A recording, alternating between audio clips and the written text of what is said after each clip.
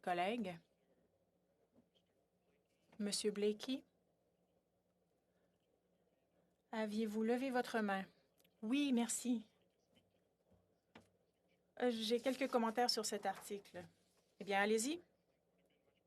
Moi, je pense que cet article aurait été amélioré si le comité nous avait donné la chance d'étudier, de parler de l'amendement que j'ai proposé. Un peu surprenant et un peu décevant qu'un député du Bloc québécois aurait décidé de voter en faveur du respect des prérogatives de la couronne et non pas en faveur d'une considération d'un épanouissement des prestations de maladie pour les Québécois et Québécoises qui sont malades durant la pandémie. Ceci aurait été une occasion de mettre plus de pression sur le gouvernement de finalement réussir à son engagement d'épanouir les semaines de prestations pour l'assurance emploi pour ceux qui sont malades. Puis c'est un peu, comme j'ai dit, surprenant et décevant qu'on voit qu'une décision du président par rapport aux prérogatives de la monarchie aurait été déterminative pour un membre du Bloc québécois, parce que je pense que c'est important dans ce Parlement-ci, qui est un Parlement minoritaire, qu'on met autant de pression que possible sur le gouvernement pour faire ce changement-ci. Et je pense que c'est évident qu'on a besoin de mettre cette pression parce qu'on a vu un gouvernement aujourd'hui, je pense, qui ne sent pas pressé à faire ces changements. C'est pas la première fois qu'on fait des changements au projet de loi qui gouverne les prestations d'assurance emploi dans ce Parlement. Et c'est toujours quelque chose où le gouvernement décide de causer de lait. Puis je pense que particulièrement pas parce ou particulièrement parce qu'on ne voit pas des autres solutions venant du gouvernement pour ceux et celles qui sont malades et qui ont déjà épuisé leurs 15 semaines de prestations. C'est vraiment important que nous trouvons une solution. Alors, ça se peut que cet amendement n'est pas la solution parfaite, mais on a besoin d'une solution. Puis on ne le voit pas ici. On ne le voit pas depuis longtemps. On est en pandémie depuis 1 an déjà.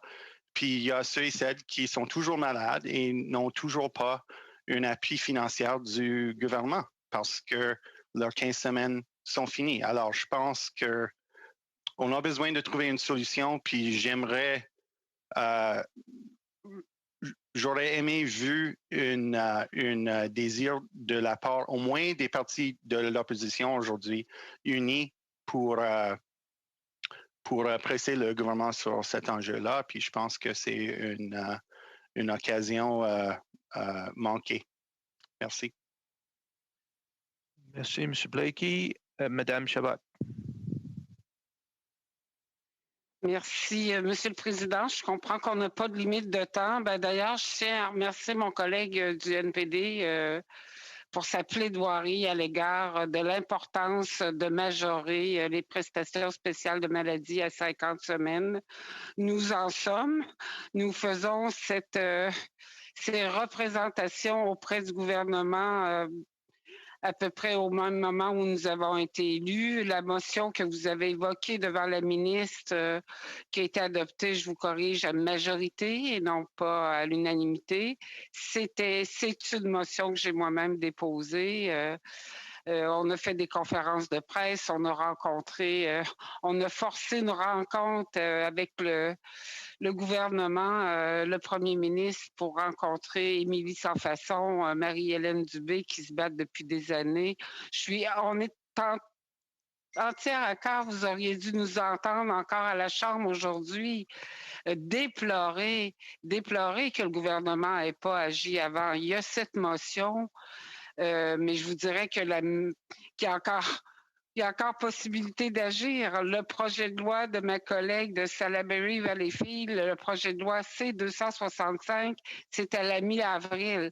Fait que j'espère que tout le monde va être au rendez-vous pour adopter ce projet de loi-là. Un projet de loi qui rendra permanente des prestations de maladie de 15 à 50 semaines. C'est ça l'objet du projet de loi, parce que surtout de vos arguments qu'il y a des gens malades, qu'il y a des maladies épisodiques, que la COVID entraîne des séquelles, nous en sommes. C'est pour ça qu'on plaide ça depuis le début de notre mandat. Fait que je vous remercie d'être en appui de ça.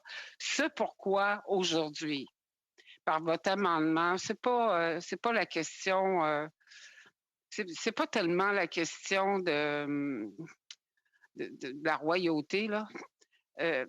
C'est qu'on est devant un projet de loi qui vise à faire en sorte que dans quelques semaines, il n'y ait pas de trou, que les milliers encore de chômeuses et de chômeurs qui appellent à nos bureaux de circonscription ou les grandes organisations syndicales comme le CTC, la FTQ au Québec et d'autres poussent pour dire 50 semaines, il y a du monde qui n'auront plus rien demain.